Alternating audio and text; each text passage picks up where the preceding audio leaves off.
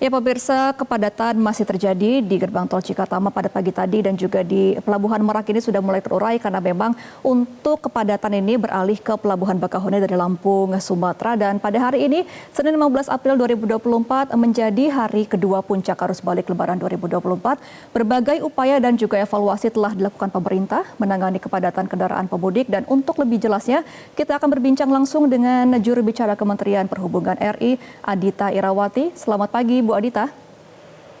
Selamat pagi, Mbak Gema. Ya, Bu Adita, hari ini kan puncak arus balik Lebaran masih terjadi ya. Sejauh ini apa kendala penanganan arus balik termasuk juga pada arus mudik kemarin? Ya, kalau untuk arus balik ini kami tentu belajar ya dari apa yang sudah dilaksanakan dan yang sudah terjadi di arus mudik. Jadi kita identifikasi apa permasalahannya dan ketika di arus balik ini itulah yang kemudian kami perbaiki ya. Kami buat pembenahan khususnya di titik-titik yang kemarin itu memang ada tantangan-tantangan yang lumayan banyak ya, seperti di penyeberangan dan juga di beberapa ruas tol. Kalau untuk penyeberangan sendiri, kami sudah melakukan berbagai koordinasi dan juga perbaikan-perbaikan, khususnya dengan penambahan kapal, penambahan perjalanan kapal, juga penambahan pelabuhan, dan juga manajemen lalu lintas menuju Bakauheni dan juga menuju ke Pelabuhan Panjang. Sehingga ketika kita mendapatkan arus balik ini di puncaknya, ini bisa ditangani dengan lebih baik ya. Dan juga tentunya sinergi bersama seluruh unsur, baik itu kepolisian, operator penyeberangan, dan juga dari kami di Kementerian Perhubungan maupun kementerian yang lain yang terkait. Lalu kalau untuk jalan tol, Mbak, ini memang volume arus balik ini lumayan meningkat tajam ya, karena kita tahu bahwa ketika arus balik ini umumnya orang memang memilih tanggal-tanggal yang relatif mendekati tanggal masuk ke kantor lagi gitu. Jadi kalau dilihat memang sudah dimulai sejak Sabtu dan memang berlangsung terus sampai Minggu dan hari ini. Oleh karenanya kepolisian juga memperpanjang rekayasa lalu lintas sampai nanti malam pukul 24 ya. Ini juga mungkin harus menjadi perhatian masyarakat yang masih di jalan, bahwa one way dan juga beberapa kontraflow ini masih akan diberlakukan hingga nanti malam pukul 24. Tetapi ini tentu situasional ya, jika kemudian situasinya ternyata kondusif, bisa saja rekayasa ini kita akhiri gitu. Jadi 2 titik itu Mbak Gema ya, dan ini terus kami pantau, mudah-mudahan akan lebih baik ya dibandingkan situasi mudik yang lalu, khususnya untuk di penyeberangan. Iya, Bu Adita, untuk jalan tol ini kan memang Jasa Marga juga akan melakukan diskon tarif tol ya Bu dari tanggal 17 hingga 19 April mendatang. Nah, apakah ini juga menjadi harapan bahwa pemudik yang akan arus balik ini juga akan terpecah hari-hari untuk pulangnya? Ya, beberapa hal yang sudah kami lakukan ya dari pihak pemerintah maupun juga pihak operator jalan tol ini juga sudah dilakukan. Jadi kalau dari pemerintah sendiri kan kami sudah menetapkan yang namanya work from home dari untuk ASN itu berlaku untuk tanggal 16 dan 17 ya. Tetapi memang work from home-nya ini maksimal 50%. Sementara itu, operator jalan tol dalam ini Jasa Marga juga menerapkan sampai dengan diskon tarif tol 17 sampai 19 April ini. Ya tentu ini adalah cara kami ya untuk bisa mendistribusikan kepadatan jalan itu tidak hanya di 1 atau 2 hari saja. Dan nampaknya kalau dilihat dari tren pelaku perjalanan, ini nampaknya cukup efektif ya, karena bisa terbagi dan kita lihat juga angka yang memasuki jalan tol maupun arteri relatif terbagi Mbak. Jadi tidak ada puncak yang terlalu tinggi ya, di hari-hari ke hari angkanya hampir sama. Jadi mudah-mudahan ini menunjukkan efektivitas ya dari penerapan 2 hal tadi, baik itu diskon maupun juga penerapan WFH gitu. Oke, baik Bu Adita, kita masih akan kembali untuk membahas bagaimana antisipasi mengurai kepadatan selama arus balik ini. Tapi kita harus jeda terlebih dahulu pemirsa, tetap bersama kami di Selamat Pagi Indonesia.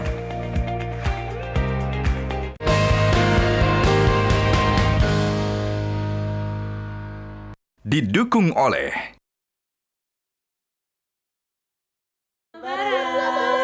Saatnya silaturahmi kembali bersama Kecap Sedap. Dari kedelai pilihan, kental gurihnya membuat masakan tak tertandingi. Kecap Sedap kedelai hitam spesial, hitam pekat, kental meresap dalam masakan.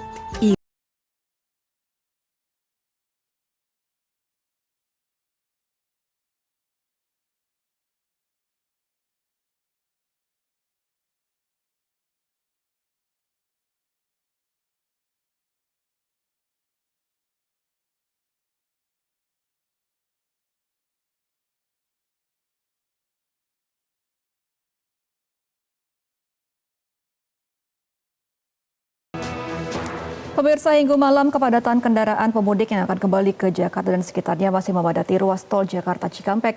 Sistem kontraflow pun masih diberlakukan, bahkan lajurnya diperpanjang dari kilometer 70 hingga kilometer 36. Arus balik libur lebaran di ruas tol Jakarta Cikampek hingga minggu malam terus meningkat. Puluhan ribu kendaraan dari arah tol Cipali dan Cipularang terus mengalir menuju Jabodetabek melalui tol Jakarta Cikampek. Meningkatnya jumlah kendaraan ini membuat 4 lajur tol dan bahu tol dipadati kendaraan. Antrian panjang kendaraan pun terjadi hingga puluhan kilometer. Kontraflow pun masih diberlakukan Korlantas Polri dan Jasa Marga. Hal ini dilakukan untuk mengurai kepadatan kendaraan di jalur bebas hambatan tersebut. Hingga minggu malam kontraflow diperpanjang, yakni mulai dari kilometer 70 hingga kilometer 36. Diprediksi kepadatan kendaraan para pemudik yang akan kembali ke Jakarta akan terus terjadi hingga Senin dini hari.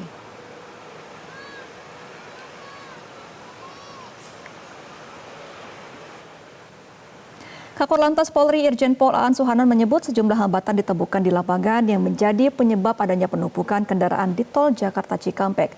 Meski begitu, Kakor Lantas memastikan sudah menyiapkan sejumlah strategi untuk memastikan puncak arus balik Lebaran berlangsung secara lancar. Tadi saya bersama tim Urai melakukan patroli sekaligus melihat secara langsung apa saja yang menjadi hambatan yang mengakibatkan perlambatan ya. Di samping volume kendaraan emang cukup tinggi ya, tapi memang ada juga hambatan-hambatan yang mestinya tidak ada. Tadi saya sampaikan pada sebelum patroli kapasitasnya itu di penggal jalan ini masih sangat leluasa untuk kontraflow 3 lajur. Namun karena ada hambatan, ya beberapa hambatan, ada bottleneck, ini juga mengakibatkan perlambatan sehingga tadi di kilometer 62, kemudian 66 pertemuan Cipularang Bandung, ini juga ada perlambatan. Di kontraflow juga sama, ada beberapa kendaraan yang mendapatkan gangguan, ya di bahu jalan tadi kita patroli juga ada beberapa kendaraan yang... Dirgakum Korlantas Polri, Brigjen Pol Raden Selamat Santoso mengatakan ratusan ribu kendaraan melewati gerbang tol Cikatama dan Kaliurip. Sementara tingkat kecelakaan mencapai ribuan kasus. Pihaknya pun mengimbau agar para pengendara selalu berhati-hati terlebih saat melewati jalan lurus yang membuat mudah jenuh hingga mengantuk. Jadi pemantauan sampai dengan malam hari ini atau dini hari, ini tanggal 15, yang pertama adalah berdasarkan hasil traffic counting di kilometer 211 untuk kegiatan one way masih kita perpanjang sampai dengan nanti jam 12 malam, sehingga ini tuh memperlancar arus lalu lintas supaya sampai di Jakarta. Dan pemirsa, untuk membahas lebih lanjut lagi mengenai bagaimana antisipasi mengurai kepadatan di puncak arus balik ini, kita masih terhubung dengan juru bicara Kementerian Perhubungan, Ibu Adita Irawati. Ibu Adita, masih tersambung bersama kami ya? Ya, bagaimana? Masih bersama.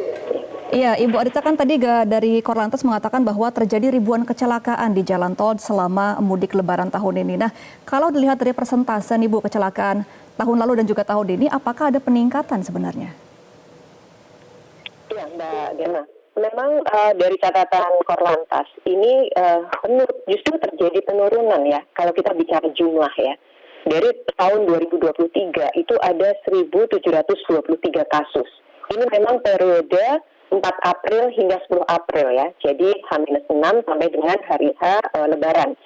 Sementara tahun ini kasusnya menjadi 1.581 kasus, turun 12%.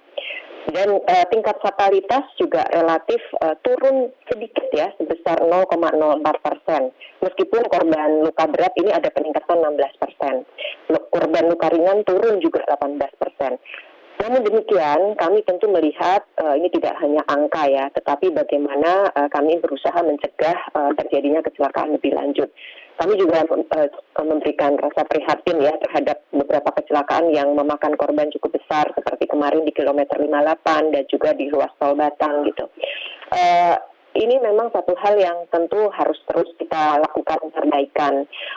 Dan kalau kita coba evaluasi, ini kecelakaan yang terjadi di jalan tol maupun di arteri, ini umumnya adalah faktor manusia, Mbak, karena kelelahan. Dan ini juga yang kemudian menjadi salah satu hal yang memang harus kami sosialisasikan terus ya ke masyarakat.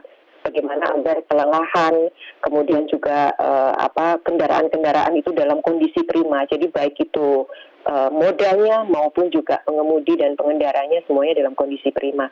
Jadi itu Mbak catatan kami, memang angkanya turun, tetapi tentu ini tetap harus menjadi perhatian kami ya untuk melakukan perbaikan-perbaikan dan target zero accident itu harusnya bisa kita realisasikan gitu.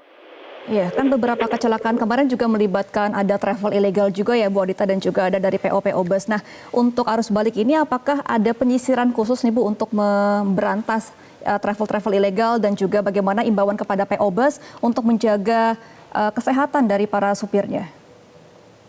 Ya, untuk travel ilegal ini sebenarnya memang sudah sejak beberapa tahun lalu bersama pihak kepolisian kita lakukan razia ya. Dan dengan adanya kasus di kilometer 58 kemarin ya tentu kita akan tingkatkan razia-razia ini. Pihak Korlantas juga sudah memastikan ya ini akan dilakukan razia dan betul menyisir beberapa travel gelap yang beroperasi. Saat ini memang sudah ada beberapa yang dilakukan penindakan dan yang jelas ini juga butuh kerjasama masyarakat ya agar mereka juga waspada dan hati-hati gitu. Memilih travel gelap itu berarti justru akan bisa punya potensi merugikan mereka sendiri ya. Jika ada kecelakaan atau korban, tentu ini tidak ada tanggungan asuransi yang pertama. Kemudian yang kedua juga ini satu hal yang sudah jelas ilegal ya, dalam arti yang namanya keselamatan juga tidak bisa dijamin gitu. Kita juga tidak tahu seperti apa kondisi dari mobil maupun kondisi pengendara, karena kalau ilegal atau gelap jelas itu tidak ada terdaftar soal uji kelaikan dari si kendaraan itu sendiri, Mbak. Kalau yang legal itu pastikan dia harus ada uji kelaikan, ada uji KIR yang ini tercatat ya di Kementerian Perhubungan maupun di Dinas Perhubungan. Lalu selanjutnya juga kalau kita bicara mengenai bagaimana untuk mengurangi kecelakaan ini, tentu ini butuh kerjasama semuanya ya, termasuk juga tentunya dari PO Bis. PO Bis sendiri memang sudah sejak sebelum mudik kami sudah keluarkan surat edaran Mbak untuk memastikan mereka sendiri juga harus melakukan ramcek juga bersama kami nanti di Dinas Perhubungan maupun di Balai Perhubungan Darat di seluruh Indonesia itu harus turun untuk melakukan sekali lagi pengecekan terhadap uji kelaikan dan KIR-nya ya itu harus sudah masih hidup gitu, masih berlaku. Termasuk juga kepada pengendara itu kita minta kepada perusahaannya untuk tidak memberlakukan long shift yang terlalu panjang ya, karena ini pasti mempengaruhi kelelahan dari para pengendaranya. Ini yang kami tekankan terus Mbak, dan tentu dalam situasi apapun itu yang akan kita ingatkan terus kepada para operator maupun perusahaan bis. Baik, berarti juga butuh kebijakan dari masyarakat ya Bu Adita untuk lebih bijak memilah-milih opsi untuk berkendara ketika pulang arus balik ini. Nah, Bu Adita kita akan berbicara ke jalur laut nih Bu dari pelabuhan. Kemarin kan juga sempat terjadi kepadatan nih di pelabuhan Merak dan juga Ciwandan akibat adanya kelambatan dari kapal ketika merapat ke dermaga. Nah, antisipasinya ini apakah akan ada lebih ditingkatkan lagi untuk jumlah perjalanan di lautnya dan sampai kapan kira-kira pelabuhan Ciwandan sebagai pelabuhan kedua ini dibuka untuk melayani masyarakat yang akan hendak pulang di arus balik ini? Ya Mbak, betul sekali. Jadi apa yang sudah terjadi di Merak dan juga Bakauheni maupun Sumatera pada umumnya itu tentu jadi pembelajaran kami ya. Sudah diputuskan bahwa yang pertama ada penambahan perjalanan kapal ya, dan juga ada penambahan kapal yang khususnya dioperasikan di Pelabuhan Panjang. Pelabuhan Panjang ini nanti akan ditujukan ke pelabuhan di Ciwandan ya, sehingga arus atau perjalanan dari Merak menuju Bakauheni atau sebaliknya Bakauheni Merak ini akan lebih lancar ya, karena ada pembagian gitu. Dan kemudian juga kita lakukan percepatan surat perintah berlayar Mbak. Ini ada dari Ditjen Perhubungan Laut ya, dengan KSOP yang ada di Pelabuhan Bakauheni ini, termasuk juga di Pelabuhan di Panjang, akan mempercepat surat perintah berlayarnya tanpa tentunya melupakan aspek dari keselamatan itu sendiri. Lalu juga tadi sudah disebutkan ada percepatan terhadap bongkar maupun muat ya. Jadi kita ada istilah TBB, itu tiba, bongkar, dan berangkat.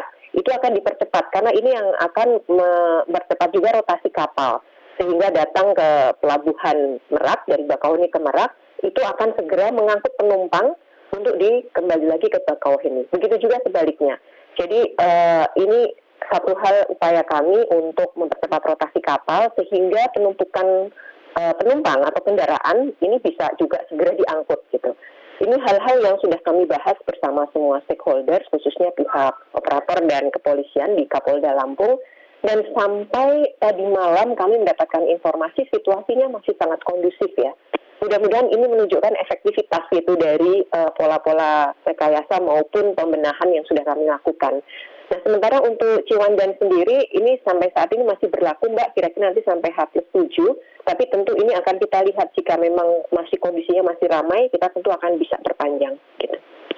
Ya, baik, kita harapkan untuk perjalanan di arus balik ini lancar dan semua masyarakat juga akan memperhatikan kehati-hatian mereka agar bisa sampai selamat ke tujuan. Terima kasih Ibu Adita Irawati selaku juru bicara Kemenhub RI. Selamat kembali beraktivitas, Bu Adita. Jelajahi cara baru mendapatkan informasi. Download Metro TV Extend sekarang.